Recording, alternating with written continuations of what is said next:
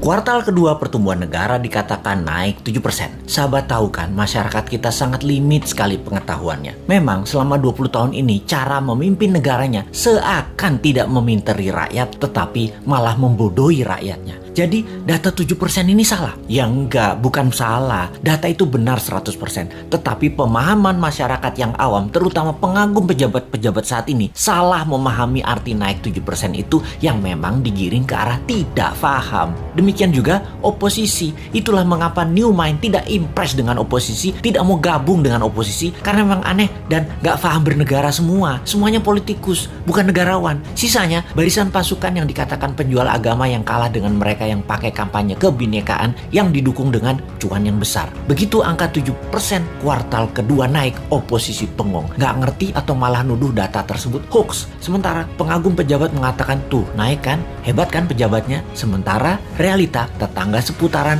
dan orang jauh sebelum PPKM sudah berat ekonominya. Sekarang lebih gak muter lagi, nambah sekarat, butuh oksigen. Kok gak ada yang naik? Begini melihatnya. Biar makin paham bahwa New Mind mencoba memberikan pemahaman cara cerdas bernegara. Naik 7% itu year on year. Paham? Nggak peduli. Gini kita ilustrasikan. Tahun lalu minusnya 1,9%. Tahun ini minusnya 1,7%. Naik dari minus 1,9% ke 1,7% itu naik sekian persen. Betul kan? Ya betul, naiknya begitu kira-kira. Bukan dari 1,9 minusnya total lompat plus 7%. Ya bukan begitu. Jadi data tidak salah. Cuman demi populerisme. Kayak artis gitu deh. Nggak boleh terlihat jelek. Jadi diambillah mengemasnya dari sisi positif. Itu tidak salah. Yang salah adalah pemahaman banyak orang yang terus dipolitisasi. Mangkel deh 20 tahun ini gak dewasa-dewasa juga bernegaranya. Lebih mangkel lagi, kenapa setiap masalah pejabat yang ditugaskan dia lagi.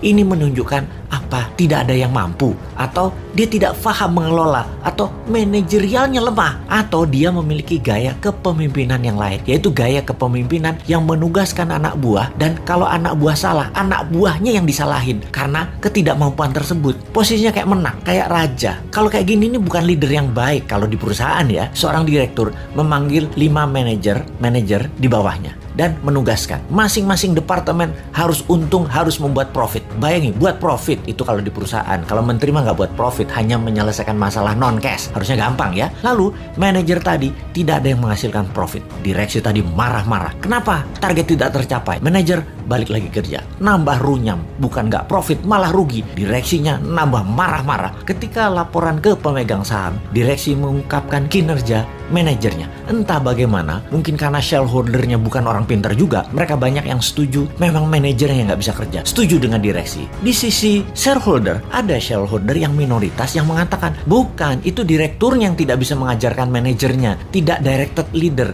tidak berpengalaman bisnis multinasional, memang dia yang tidak mampu.